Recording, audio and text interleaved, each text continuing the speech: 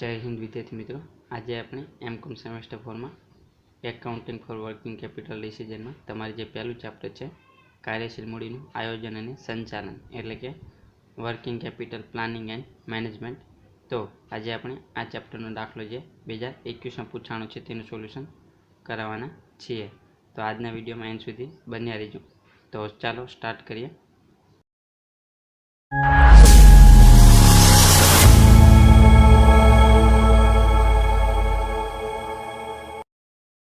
તો આ 2021નું પેપર છે અને 2021માં જે પહેલો દાખલો પૂછવામાં આવેલો છે તમને વીડી લિમિટેડ કરીને. તો આ દાખલો જે પહેલું ચેપ્ટર છે કાર્યશીલ મૂડીનું સંચાલન તેનો છે. તો આજે આપણે આ દાખલાનું સોલ્યુશન કરાવવાના છીએ. તો સૌપ્રથમ આપણે આ દાખલાની રકમ જોઈશું, ત્યાર પછી આનું સોલ્યુશન કરાવીશું. તો આના અગાઉના વિડીયોમાં આપણે જે 2020માં સલોની લિમિટેડ કરીને દાખલો પૂછવામાં આવ્યો હતો આ ચેપ્ટરનો, તેનું આપણે સોલ્યુશન કરાયેલું છે. તે વિડીયો તમે ન જોયો હોય તો જોઈ લેજો. તે વિડીયોની લિંક ડિસ્ક્રિપ્શનમાં મૂકેલી છે અને ઉપરની સાઈડ કોર્નર પર તમને આઈ બટન દેખાતું છે, ત્યાં ક્લિક કરશો તો પણ તે વિડીયો તમે જોઈ શકશો. તો સૌપ્રથમ આપણે આ દાખલાની રકમ જોઈએ. તો આપણને રકમમાં કીધેલું છે કે વીડી લિમિટેડના ઉત્પાદનની એકમ દીઠ પડતર નીચે મુજબ છે. તો આપણને અહીં જે વીડી લિમિટેડ જે વસ્તુનું ઉત્પાદન કરે છે તેની એકમ દીઠ પડતર આપેલી છે. તો સૌપ્રથમ આપણને અહીં કાચો માલ સામાન આપેલો છે એકમ દીઠ 70 રૂપિયા. ત્યાર પછી પ્રત્યક્ષ મજૂરી આપેલી છે એકમ દીઠ 50 રૂપિયા. ત્યાર પછી પરોક્ષ ખર્ચા આપેલા છે એકમ દીઠ 40 રૂપિયા. ત્યાર પછી આપણને અહીં કુલ પડતર આપેલી છે 160 રૂપિયા. એટલે કે વીડી લિમિટેડ જે વસ્તુ બનાવે છે તો તે એક વસ્તુ બનાવવા માટે કુલ કેટલી પડતર થાય છે? 160 રૂપિયા થાય છે. ત્યાર પછી આપણને અહીં નફો આપેલો છે 20 રૂપિયા. તો કુલ પડતરમાં નફો પ્લસ કરીએ તો આપણને મળશે વેચાણ કિંમત 180 રૂપિયા. એટલે કે વીડી લિમિટેડ જે વસ્તુનું વેચાણ કરે છે તો તેની વેચાણ કિંમત એકમ દીઠ 180 રૂપિયા છે. ત્યાર પછી આપણને અહીં વધારાની માહિતી આપેલી છે. તો આપણે જોઈએ કઈ કઈ માહિતી આપેલી છે. તો સૌપ્રથમ આપણને અહીં ઉત્પાદનના એકમો આપેલા છે 72,000. એટલે કે વીડી લિમિટેડ 72,000 એકમોનું ઉત્પાદન કરે છે. તો આ એકમો જે આપેલા છે તે વાર્ષિક એકમો છે. તો આપણે અહીં માસિક એકમોની ગણતરી સૌપ્રથમ કરીશું. ત્યાર પછી આપણને અહીં બીજો પોઈન્ટ કીધેલો છે કે કુલ ઉત્પાદનનો 1/4 ભાગ રોકડ વેચાણ છે. એટલે કે આપણે જે કુલ વેચાણ કરીશું તો તેમાં 1/4 ભાગનું રોકડ વેચાણ એટલે કે 50% રોકડ વેચાણનો સમાવેશ થશે. તો તે આપણે બાદ કરીને ઉધાર વેચાણ ત્યાર પછીનું જે આપણને મળશે તે આપણે ધ્યાનમાં લઈશું. ત્યાર પછી આપણને કીધેલું છે ત્રીજા પોઈન્ટમાં કે રોકડ બેંક શિલ્લક રૂપિયા 25,000 રાખવામાં આવે છે. એટલે કે હાથ પરની રોકડ શિલ્લક આપેલી છે અહીં આપણને 25,000. તો તે આપણે ધ્યાનમાં લઈશું. ત્યાર પછી આપણને કીધેલું છે કે કાચા માલનો સ્ટોક 1 માસનો રાખે છે. એટલે કે વીડી લિમિટેડ છે પોતાના સ્ટોકમાં કાચો માલ છે તે 1 માસનો રાખે છે. ત્યાર પછી આપણને કીધેલું છે કે માલ સામાન પ્રક્રિયામાં સરેરાશ 1/4 માસ માટે રહે છે. એટલે કે અર્ધ તૈયાર માલ પ્રક્રિયામાં 1/4 માસ એટલે કે અડધા મહિના માટે રહે છે. ત્યાર પછી આપણને કીધેલું છે કે તૈયાર માલનો સ્ટોક સરેરાશ 1 માસ માટે રહે છે. એટલે કે જે વીડી લિમિટેડ છે તે પોતાના સ્ટોકમાં તૈયાર માલ 1 માસ માટેનો રાખે છે. ત્યાર પછી આપણને કીધેલું છે કે લેણદારો તરફથી 2 માસની શાખ મળે છે અને દેવાદારોને 1 માસની શાખ આપવામાં આવે છે. તો અહીં લેણદાર અને દેવાદાર કોણ તે આપણે સૌપ્રથમ સમજીએ. તો લેણદાર એટલે શું? તો જે વીડી લિમિટેડ છે તે કાચા માલ સામાનની જે ખરીદી કરે છે વેપારી પાસેથી અને ઉધારમાં ખરીદી કરે છે તો તે વેપારી વીડી લિમિટેડ માટે લેણદાર ગણાશે. એટલે કે વીડી લિમિટેડ જે વેપારી પાસેથી ઉધારમાં માલ સામાનની ખરીદી કરે છે અને તે વેપારી વીડી લિમિટેડને માલ સામાનની કિંમત ચૂકવવા માટે 2 માસની શાખ આપે છે તો તે વીડી લિમિટેડ માટે લેણદાર ગણાશે. તેવી જ રીતે દેવાદાર, તો દેવાદારને અહીં 1 માસની શાખ આપવામાં આવે છે તો દેવાદાર અહીં કોણ થશે? તો વીડી લિમિટેડ જે માલ સામાનનું વેચાણ કરે છે તો માલ સામાનનું વેચાણ કરશે તો જે ગ્રાહકોને વીડી લિમિટેડ ઉધારમાં માલ સામાનનું વેચાણ કરશે તો તે ગ્રાહકો દેવાદારો થશે. એટલે કે વીડી લિમિટેડ જે ગ્રાહકને ઉધારમાં માલ સામાનનું વેચાણ કરશે તો તેવા ગ્રાહકો વીડી લિમિટેડ માટે દેવાદાર ગણાશે. અહીં તમને દેવાદારોની જગ્યાએ ગ્રાહકો કીધું હોય કે ગ્રાહકોને 1 માસની શાખ આપવામાં આવે છે તો પણ તે દેવાદાર તમારે ગણવાના.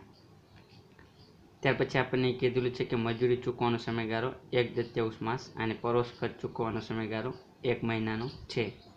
એટલે કે જે વીડી લિમિટેડ જે વસ્તુનું ઉત્પાદન કરે છે તો તે વસ્તુના ઉત્પાદનમાં જે મજૂરી અને જે પરોક્ષ ખર્ચા થાય છે તો તે મજૂરી અડધા મહિના પછી ચૂકવવાની છે અને પરોક્ષ ખર્ચા 1 મહિના પછી ચૂકવવાના છે. ત્યાર પછી આપણને કીધેલું છે કે એવી ધારણા છે કે સમગ્ર વર્ષ દરમિયાન ઉત્પાદન સમાન ધોરણે થયેલ છે અને મજૂરી અને પરોક્ષ ખર્ચ સમાન રીતે થયેલ છે. ત્યાર પછી આપણને લાસ્ટમાં કીધું છે કે ઉપરોક્ત માહિતી પરથી કાર્યશીલ મૂડીની ગણતરી કરો. તો આપણે અહીં આપણને જે માહિતી આપવામાં આવેલી છે તેના આધારે આપણે ચોખ્ખી કાર્યશીલ મૂડીની ગણતરી કરવાની છે. તો ચાલો આપણે દાખલાનું સોલ્યુશન કરીએ. તો તમને જ્યારે પણ આ રીતનો દાખલો પૂછાય ત્યારે તમારે સૌપ્રથમ આ રીતનું પત્રક બનાવવાનું છે. તો વીડી લિમિટેડનું કાર્યશીલ મૂડીની ગણતરી દર્શાવતું પત્રક. તો આ પત્રકમાં તમારે મુખ્ય બે બાબતો ધ્યાનમાં લેવાની છે. એક તો ચાલુ મિલકતો અને બીજી ચાલુ દેવા. એટલે કે તમારે અહીં ચાલુ મિલકતો અને ચાલુ દેવાને આધારે ચોખ્ખી કાર્યશીલ મૂડીની ગણતરી કરવાની છે. તો તે તમને કઈ રીતે મળશે? તો જે ચાલુ મિલકતોની ગણતરી કરો તો કુલ ચાલુ મિલકતોમાંથી તમે કુલ ચાલુ દેવા બાદ કરી દઈશું તો તમને ચોખ્ખી કાર્યશીલ મૂડી મળશે.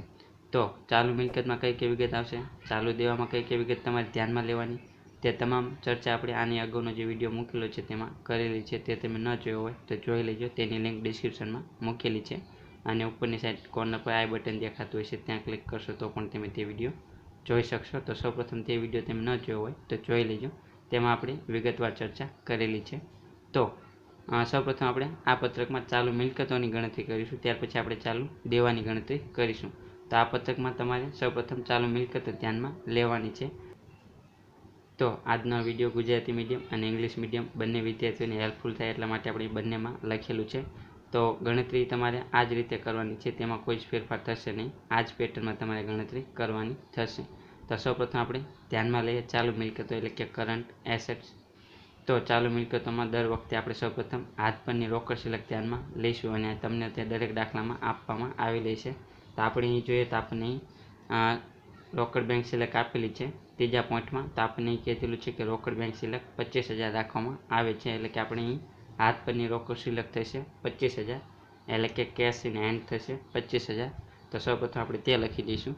ત્યાર પછી આપણે અહીં બીજી વિગત કઈ ધ્યાનમાં લઈશું? તો કાચા માલ અંગેની વિગત છે તે આપણે ધ્યાનમાં લઈશું. એટલે કે સ્ટોકમાં રહેલ કાચો માલ તેની આપણે અહીં ગણતરી કરીશું કે સ્ટોકમાં કેટલો માલ સામાન છે. તો તે અંગે આપણને હવાલામાં શું કીધેલું છે? તો આપણને અહીં કીધેલું છે કે કાચા માલનો સ્ટોક 1 માસનો કંપની રાખે છે. એટલે કે અહીં પેઢી જે વસ્તુનું ઉત્પાદન કરે છે તો તે વસ્તુના ઉત્પાદન માટે જે કાચા માલ સામાનની જરૂરિયાત હોય છે તો તેવો કાચો માલ સામાન પેઢી પાસે 1 મહિનાનો પડેલો છે સ્ટોકમાં. એટલે કે અહીં પેઢી આ કાચા માલ સામાનની મદદથી પેઢી પોતાની વસ્તુનું ઉત્પાદન 1 મહિના સુધી કરી શકશે. તો તેટલો માલ સામાન તેના સ્ટોકમાં પડેલો છે. તો આપણે અહીં જોવાનું સૌપ્રથમ કે પેઢી માસિક એટલે કે 1 મહિનાના કેટલા ઉત્પાદનના એકમો બનાવે છે. તો તે સૌપ્રથમ આપણે જોઈશું. તો અહીં આપણને ઉત્પાદનના એકમો વાર્ષિક આપેલા છે કે પેઢી વર્ષ દરમિયાન 72,000 એકમો બનાવે છે. તો આપણે જોવાનું કે 1 માસના કેટલા એકમો બનાવશે. તો આપણે અહીં માસિક ઉત્પાદનના એકમો મેળવવા હોય તો આપણને અહીં વાર્ષિક આપેલા છે. તો 72,000 એકમો ભાગ્યા 12 માસ આપણે કરીશું તો આપણને અહીં 1 માસના એકમો મળશે. એટલે કે 72,000 એકમો ભાગ્યા 12 માસ. તો આપણને અહીં માસિક એકમો કેટલા મળશે તે આપણે જોઈએ. તો વાર્ષિક એકમો 72,000 ભાગ્યા 12 માસ એટલે કે આપણને અહીં માસિક એકમો મળશે 6,000. એટલે કે પેઢી 1 મહિના દરમિયાન 6,000 એકમોનું ઉત્પાદન કરે છે. તો આપણને અહીં કીધેલું છે કે પેઢી પાસે 1 મહિના સુધી વસ્તુનું ઉત્પાદન થઈ શકે તેટલો કાચો માલ સામાન પડેલો છે. તો સૌપ્રથમ આપણે અહીં જે માસિક ઉત્પાદનના એકમો છે 6,000 તે આપણે ધ્યાનમાં લઈશું. ત્યાર પછી અહીં કેટલા માસ ધ્યાનમાં લઈશું? તો આપણને કીધેલું છે કે કાચા માલનો સ્ટોક પેઢી પાસે 1 મહિનાનો છે. તો આપણે અહીં 1 માસ ધ્યાનમાં લઈશું ગુણ્યા અહીં આપણે એકમ દીઠ કઈ કિંમત ધ્યાનમાં લઈશું? તો અહીં આપણે એકમ દીઠ કાચા માલની જે કિંમત છે તે આપણે ધ્યાનમાં લઈશું. તો આપણને અહીં આપેલી છે એકમ દીઠ કાચા માલની કિંમત 70 રૂપિયા. તો તે આપણે ધ્યાનમાં લઈશું. તો આપણને અહીં મળશે 4,20,000 રૂપિયા. એટલે કે 6,000 એકમો માસિક છે ગુણ્યા 1 માસ અને ગુણ્યા એકમ દીઠ કિંમત 70 રૂપિયા. તો આપણને કાચો માલ સામાન મળશે 4,20,000 રૂપિયાનો. ત્યાર પછી આપણે અહીં અર્ધ તૈયાર માલ સામાન ધ્યાનમાં લઈશું. એટલે કે પ્રક્રિયામાં રહેલ માલ સામાન. તો અર્ધ તૈયાર માલ સામાન કોને કહેવાય? તો અર્ધ તૈયાર માલ સામાન એટલે કે એવો માલ સામાન જે અડધો બની ગયો છે અને અડધો બનવાનો બાકી છે. એટલે કે એવી વસ્તુ કે જે અડધી બની ગઈ છે અને અડધી બનવાની બાકી છે. તો કોઈ પણ વસ્તુ આપણે બનાવીએ તો તે વસ્તુ બનાવવા માટે સૌપ્રથમ આપણે કાચા માલ સામાનની જરૂર પડશે. ત્યાર પછી તે વસ્તુ બનાવવા માટે આપણે મજૂરી ચૂકવવી પડશે અને તેના જે પરોક્ષ ખર્ચા થાય તે આપણે ચૂકવવા પડશે. તો આપણે અહીં માલ સામાન, મજૂરી અને પરોક્ષ ખર્ચને ધ્યાનમાં લઈશું. તો માલ સામાન એટલે કે મટીરિયલ, મજૂરી એટલે કે લેબર અને પરોક્ષ ખર્ચા એટલે કે ઓવરહેડ્સ. તો સૌપ્રથમ આપણે અહીં માસિક ઉત્પાદનના એકમો ધ્યાનમાં લઈશું. તો માસિક ઉત્પાદનના એકમો કેટલા છે તેની આપણે અહીં ગણતરી કરેલી છે કે વાર્ષિક ઉત્પાદનના એકમો 72,000 છે અને 12 માસ એટલે કે આપણને અહીં માસિક મળશે 6,000 એકમો. તો માસિક એકમ આપણે દરેક જગ્યાએ ધ્યાનમાં લેવાના છે. તો અહીં માસિક એકમ આવશે 6000 માલ સામાન મજૂરી અને પરોક્ષ ખર્ચ માટે। ત્યાર પછી પૂર્ણતાની કક્ષા, તો આપણે અહીં દાખલામાં જોઈએ તો આપણને અહીં દાખલામાં પૂર્ણતાની કક્ષા વિશેની કંઈ માહિતી આપેલી નથી। તો જ્યારે પણ આપણને દાખલામાં કંઈ સૂચના આપવામાં આવેલી ન હોય ત્યારે આપણે માલ સામાન માટે પૂર્ણતાની કક્ષા 100% ધ્યાનમાં લઈશું, મજૂરી માટે 50% અને પરોક્ષ ખર્ચ માટે 50% ધ્યાનમાં લઈશું। તો આ બાબત તમારે ખાસ યાદ રાખવાની છે કે જ્યારે પણ આપણને દાખલામાં સૂચના આપવામાં આવેલી ન હોય ત્યારે માલ સામાન માટે 100% ધ્યાનમાં લઈશું, મજૂરી માટે 50% અને પરોક્ષ ખર્ચ માટે 50% પૂર્ણતાની કક્ષા આવશે। ત્યાર પછી અહીં આપણને કેટલા માસ માટે પ્રક્રિયામાં રહે છે તે આપણને કીધેલું છે। તો આપણને કીધેલું છે કે માલ સામાન પ્રક્રિયામાં 1/3 માસ એટલે કે અડધા મહિના માટે પ્રક્રિયામાં રહે છે। તો આપણે અહીં 1/3 માસ ધ્યાનમાં લઈશું એટલે કે અડધો મહિનો ધ્યાનમાં લઈશું માલ સામાન મજૂરી અને પરોક્ષ ખર્ચ માટે। તો ત્યાર પછી આપણે અહીં માલ સામાન માટે કઈ કિંમત ધ્યાનમાં લઈશું, તો માલ સામાન માટે એકમ દીઠ જે કાચા માલની કિંમત છે 70 રૂપિયા તે આપણે ધ્યાનમાં લઈશું। તેવી જ રીતે મજૂરી માટે, તો મજૂરી માટેની જે કિંમત છે 50 રૂપિયા એકમ દીઠ તે ધ્યાનમાં લઈશું અને પરોક્ષ ખર્ચ, તો પરોક્ષ ખર્ચ માટેની જે એકમ દીઠ કિંમત છે 40 રૂપિયા તે આપણે અહીં ધ્યાનમાં લઈશું।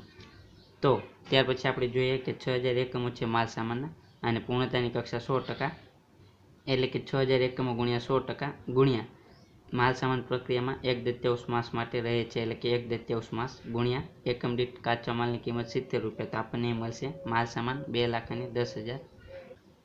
ત્યાર પછી મજૂરી એટલે કે લેબર, તો માસિક ઉત્પાદનના એકમો 6000 આપણે ધ્યાનમાં લઈશું, પૂર્ણતાની કક્ષા 50% ધ્યાનમાં લઈશું અને પ્રક્રિયામાં આપણને કીધેલું છે કે 1/3 માસ માટે, તો આપણે 1/3 માસ ધ્યાનમાં લઈશું ગુણ્યા તેની એકમ દીઠ કિંમત 50 રૂપિયા એટલે કે આપણને 75,000 રૂપિયા મળશે।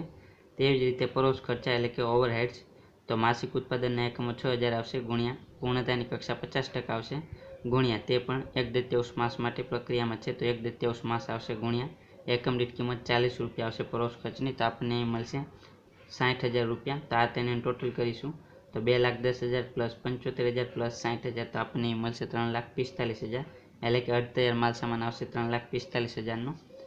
ત્યાર પછી આપણે તૈયાર માલ સામાન ધ્યાનમાં લઈશું એટલે કે ફિનિશ ગુડ્સ। તો તૈયાર માલ સામાન એટલે શું, તો તૈયાર માલ સામાન એટલે કે એવો માલ સામાન કે જે સંપૂર્ણ તૈયાર થઈ ગયો છે તેવો માલ સામાન। તો તૈયાર માલ સામાન માટે સૌપ્રથમ આપણે માસિક ઉત્પાદનના એકમો 6000 ધ્યાનમાં લઈશું। ત્યાર પછી આપણને અહીં શું કીધેલું છે તૈયાર માલ સામાન વિશે, તો આપણને અહીં કીધેલું છે કે તૈયાર માલનો સ્ટોક સરેરાશ 1 માસ માટે રહે છે, તો આપણે તેના માટે 1 માસ ધ્યાનમાં લઈશું। તો અહીં માસિક ઉત્પાદનના એકમો 6000 ધ્યાનમાં લઈશું ગુણ્યા તૈયાર માલ 1 માસ માટે રહે છે તો 1 માસ આપણે ધ્યાનમાં લઈશું ગુણ્યા તૈયાર માલ માટે આપણે કઈ કિંમત ધ્યાનમાં લઈશું, તો તૈયાર માલ માટે આપણે કુલ પડતર ધ્યાનમાં લઈશું 160 રૂપિયા, કારણ કે કોઈ પણ વસ્તુને આપણે ઉત્પાદન કરીશું તો તે વસ્તુ બનવા માટે કાચો માલ સામાન વપરાશે, તેની માટે આપણે મજૂરી ચૂકવવી પડશે અને તેના માટે આપણે પરોક્ષ ખર્ચા ચૂકવવા પડશે, ત્યાર પછી તે વસ્તુ તૈયાર થશે। તો વસ્તુ તૈયાર કરવા માટે આપણે જે પડતર થાય છે તે પડતર આપણે ધ્યાનમાં લઈશું, તો અહીં કુલ પડતર આવશે 160 રૂપિયા। તો 6000 એકમો માસિક ગુણ્યા 1 માસ ગુણ્યા 160 રૂપિયા એકમ દીઠ, તો આપણને અહીં મળશે તૈયાર માલ 9,60,000 રૂપિયાનો। ત્યાર પછી દેવાદાર, તો દેવાદાર અંગે આપણને દાખલામાં સૂચના આપેલી છે, તો આપણને શું સૂચના આપેલી છે કે દેવાદારોને 1 માસની શાખ આપવામાં આવે છે। તો અહીં દેવાદારો કોને કહેવાશે, તો દેવાદારો એટલે કે એવા ગ્રાહકો કે જે ગ્રાહકો વીડી લિમિટેડ પાસેથી ઉધારમાં માલ સામાનની ખરીદી કરે છે, એટલે કે વીડી લિમિટેડ જે ગ્રાહકોને ઉધારમાં માલ સામાન આપશે તો તે ગ્રાહકો તેના માટે દેવાદારો ગણાશે। તો અહીં તમને ગ્રાહકો આપેલો હોય તો પણ તમારે દેવાદાર સમજવું, એટલે કે ગ્રાહકોને 1 માસની શાખ આપવામાં આવે છે તો પણ તમારે દેવાદાર સમજવું, એટલે કે એવા ગ્રાહકો કે જે ઉધારમાં માલ સામાનની ખરીદી કરશે વીડી લિમિટેડ પાસેથી। તો અહીં આપણે જોઈએ તેમને કેટલી શાખ આપવામાં આવે છે, 1 માસની શાખ આપવામાં આવે છે। તો સૌપ્રથમ આપણે માસિક ઉત્પાદનના એકમો કેટલા ધ્યાનમાં લઈશું, 6000 ગુણ્યા કેટલી શાખ આપવામાં આવે છે, 1 માસની શાખ આપવામાં આવે છે તો તે આપણે ધ્યાનમાં લઈશું। તો આપણું કુલ વેચાણ કેટલું થશે, 6000 એકમોનું થશે, તો આ કુલ વેચાણ છે, આમાં રોકડ વેચાણ સમાયેલું છે તેને આપણે બાદ કરીશું। તો આપણને કીધેલું છે કે કુલ ઉત્પાદનનો 1/3 ભાગ રોકડ વેચાણ છે, એટલે કે કુલ વેચાણમાં 50% રોકડ વેચાણ સમાયેલું છે, તો આપણે તે બાદ કરીશું। 6000ના 50% અથવા તો 6000ના 1/3 એટલે કે 3000 રોકડ વેચાણ થશે, તો બાકીનું 3000 ઉધાર વેચાણ થશે, એટલે કે ઉધાર વેચાણ આપણે જે ગ્રાહકોને કરીશું તે જ આપણા દેવાદાર બનશે। તો આપણે અહીં ઉધાર વેચાણની ગણતરી કરી અને પછી આપણે તે ધ્યાનમાં લઈશું તો ઉધાર વેચાણ આપણે 3000 એકમોનું થશે અને તેના માટે આપણે કઈ કિંમત ધ્યાનમાં લઈશું અહીં એકમ દીઠ? તો ઉધાર વેચાણ કરીશું તો આપણે અહીં એકમ દીઠ કિંમત ધ્યાનમાં લઈશું કુલ, એટલે કે કુલ જે પડતર છે 160 રૂપિયા તે આપણે ધ્યાનમાં લઈશું. તો એકમ દીઠ કુલ પડતર 160 રૂપિયા ધ્યાનમાં લઈશું, કારણ કે આપણે જે ગ્રાહકોને ઉધારમાં વેચાણ કરીશું તેના નાણાં આપણને 1 મહિના પછી મળશે, પરંતુ અત્યારે આપણે જે ગ્રાહકોને 3000 એકમોનું વેચાણ કરીશું તો આ 3000 એકમો બનાવવા માટે આપણે કુલ પડતર કેટલી થશે? 160 રૂપિયાની. તો માટે આપણે અહીં 160 રૂપિયા ધ્યાનમાં લઈશું. તમને જો દાખલામાં સૂચના આપવામાં આવેલી હોય કે દેવાદારોની ગણતરી વેચાણના આધારે કરો તો આપણે અહીં એકમ દીઠ વેચાણ કિંમત ધ્યાનમાં લેવાની. તો 3000 એકમો ગુણ્યા 160 રૂપિયા આવશે એકમ દીઠ પડતર, તો આપણને અહીં મળશે 4,80,000. તો દેવાદારો થશે 4,80,000ના. ત્યાર પછી આપણે આનો ટોટલ કરીએ તો આપણને કુલ ચાલુ મિલકતો મળશે. તો સૌપ્રથમ હાથ પરની રોકડ કેટલી છે? તો હાથ પરની રોકડ કેટલી છે? 25,000. કાચો માલ સામાન કેટલો? 4,20,000નો. અર્ધ તૈયાર માલ સામાન 3,45,000નો. તૈયાર માલ સામાન 9,60,000નો. દેવાદારો આવશે 4,80,000ના. તો આપણને કુલ ચાલુ મિલકતો મળશે 22,30,000ની. તો આ થશે કુલ ચાલુ મિલકતો. ત્યાર પછી આપણે ચાલુ મિલકતમાંથી ચાલુ દેવા બાદ કરીશું તો આપણને મળશે ચોખ્ખી કાર્યશીલ મૂડી. તો ચાલુ દેવામાં કઈ કઈ વિગત આપણે ધ્યાનમાં લેવાની છે? તો સૌપ્રથમ ચાલુ દેવામાં આપણે લેણદારો એટલે કે ક્રેડિટર્સ ધ્યાનમાં લઈશું. તો આપણને દાખલામાં સૂચના આપવામાં આવેલી છે કે લેણદારો તરફથી 2 માસની શાખ મળે છે, એટલે કે આપણે જે વીડી લિમિટેડ છે કંપની, તો વીડી લિમિટેડ જે કાચા માલ સામાનની ઉધારમાં ખરીદી કરી છે લેણદારો પાસેથી, વ્યાપારી પાસેથી, તો તેમની તરફથી 2 માસની શાખ મળે છે, એટલે કે વીડી લિમિટેડ 2 મહિના પછી જે કાચા માલ સામાનની ખરીદી કરી ઉધારમાં તેની ચૂકવણી કરશે. તો આપણે અહીં ચૂકવવાની બાકી રકમ છે તો તે ચાલુ દેવું તરીકે આપણે ધ્યાનમાં લઈશું. તો કેટલા ચૂકવવાના છે તે આપણે ગણતરી કરીએ. તો લેણદારો એટલે કે ક્રેડિટર્સ, તો માસિક ઉત્પાદનના એકમ આપણે 6000 ધ્યાનમાં લઈશું. તો આ કઈ રીતે આવશે 6000? તો આપણે અહીં વાર્ષિક ઉત્પાદનના એકમો 72,000 આપેલા છે અને 12 માસ આપણે કરીશું તો આપણને માસિક મળશે 6000 એકમો. તો આપણે દરેક જગ્યાએ 6000 એકમો માસિક સૌપ્રથમ ધ્યાનમાં લેવાના થશે. તો લેણદારો માટે માસિક એકમો આવશે ઉત્પાદનના 6000 અને આપણને કેટલી લેણદારો તરફથી શાખ મળે છે 2 માસની, તો તે આપણે ધ્યાનમાં લઈશું. અને આપણે અહીં કિંમત કઈ ધ્યાનમાં લઈશું? તો આપણે કાચા માલ સામાનની ખરીદી કરી લેણદારો પાસેથી, તો તે આપણે એકમ દીઠ કિંમત ધ્યાનમાં લઈશું કાચા માલ સામાનની 70 રૂપિયા. તો 70 રૂપિયા આવશે. તો અહીં માસિક ઉત્પાદનના એકમ 6000 આવશે ગુણ્યા 2 માસની શાખ આવશે ગુણ્યા 70 રૂપિયા, એટલે કે આપણે લેણદારોને કેટલી રકમ ચૂકવવાની થશે? 8,40,000 રૂપિયા ચૂકવવાના થશે. ત્યાર પછી આપણે મજૂરી ધ્યાનમાં લઈશું. તો આપણને અહીં કીધેલું છે કે મજૂરી ચૂકવવાનો સમયગાળો અડધા મહિનાનો છે, એટલે કે 1/4 માસનો છે, અને પરોક્ષ ખર્ચ ચૂકવવાનો સમયગાળો 1 માસનો છે. તો આપણે અહીં મજૂરી ક્યારે ચૂકવવાની છે? 1/4 માસ એટલે કે અડધા મહિના પછી ચૂકવવાની છે. તો આપણે અહીં જે વસ્તુનું ઉત્પાદન કરીએ છીએ તો તે વસ્તુના ઉત્પાદન માટે આપણે મજૂરી ચૂકવવી પડશે. તો મજૂરી આપણે ક્યારે ચૂકવીશું? અડધા મહિના પછી ચૂકવીશું. તો આપણે ચૂકવવાની બાકી મજૂરી દેવું ગણાશે, તો આપણે ચાલુ દેવામાં લખીશું. તો મજૂરી એટલે કે લેબર, તો માસિક ઉત્પાદનના એકમ આપણે સૌપ્રથમ ધ્યાનમાં લઈશું 6000. આપણે ક્યારે ચૂકવીશું? તો કે 1/4 માસ એટલે કે અડધા મહિના પછી ચૂકવીશું ગુણ્યા આપણે એકમ દીઠ કેટલી મજૂરી ચૂકવવાની થશે? તો એકમ દીઠ મજૂરી આપણે ચૂકવવાની થશે 50 રૂપિયા, તે આપણે ધ્યાનમાં લઈશું. તો આપણને અહીં મળશે મજૂરી 1,50,000 રૂપિયાની. ત્યાર પછી તેવી જ રીતે પરોક્ષ ખર્ચા, તો આપણે જે વસ્તુનું ઉત્પાદન કરીશું તો તેના આપણે પરોક્ષ ખર્ચા થાય તે આપણે ચૂકવવા પડશે. તો આપણે ક્યારે ચૂકવીશું? તો આપણને કીધેલું છે પરોક્ષ ખર્ચની ચૂકવણીનો સમયગાળો 1 માસનો છે, એટલે કે 1 મહિના પછી આપણે પરોક્ષ ખર્ચા ચૂકવીશું. તો ચાલુ દેવામાં આપણે પરોક્ષ ખર્ચા લખીશું. સૌપ્રથમ આપણે માસિક ઉત્પાદનના એકમો ધ્યાનમાં લઈશું 6000 ગુણ્યા આપણે ક્યારે ચૂકવવાના છે પરોક્ષ ખર્ચા? તો આપણને અહીં કીધેલું છે દાખલામાં કે પરોક્ષ ખર્ચ ચૂકવણીનો સમયગાળો 1 માસનો છે, એટલે કે 1 મહિના પછી આપણે તેની ચૂકવણી કરીશું. તો 1 માસ ધ્યાનમાં લઈશું ગુણ્યા પરોક્ષ ખર્ચા એકમ દીઠ કેટલા થાય છે તે આપણે ધ્યાનમાં લઈએ. તો એકમ દીઠ 40 રૂપિયા થાય છે, તે આપણે ધ્યાનમાં લઈશું. તો 6000 એકમો માસિક ગુણ્યા 1 માસ ગુણ્યા એકમ દીઠ 40 રૂપિયા પરોક્ષ ખર્ચા, એટલે કે આપણને મળશે 2,40,000 રૂપિયા, એટલે કે ચૂકવવાના પરોક્ષ ખર્ચા થશે 2,40,000ના. તો આપણે આ ત્રણેયનું ટોટલ કરીશું. તો લેણદારો 8,40,000 પ્લસ મજૂરી 1,50,000 અને પરોક્ષ ખર્ચા 2,40,000. તો આપણે અહીં કુલ ચાલુ દેવા કેટલા થશે? 12,30,000ના થશે. તો કુલ ચાલુ મિલકતમાંથી કુલ ચાલુ દેવા આપણે બાદ કરીએ તો આપણને ચોખ્ખી કાર્યશીલ મૂડી મળશે. તો કુલ ચાલુ મિલકતો કેટલી છે? 22,30,000ની, અને કુલ ચાલુ દેવા 12,30,000ના, તે બાદ કરીએ તો આપણને અહીં મળશે 10 લાખ, એટલે કે ચોખ્ખી કાર્યશીલ મૂડી થશે 10 લાખની, એટલે કે નેટ વર્કિંગ કેપિટલ 10 લાખ થશે. તો આ રીતે આ દાખલાની ગણતરી કરવાની હતી. તમને આ રીતનો દાખલો 2020માં પણ પૂછેલો છે, તેનું આપણે સોલ્યુશન કરાયેલું છે. તે ન જોયો હોય તો જોઈ લેજો. તો આ રીતે આ દાખલાનું સોલ્યુશન કરવાનું હતું. તો આ દાખલાનું સોલ્યુશન અહીં પૂરું થાય છે.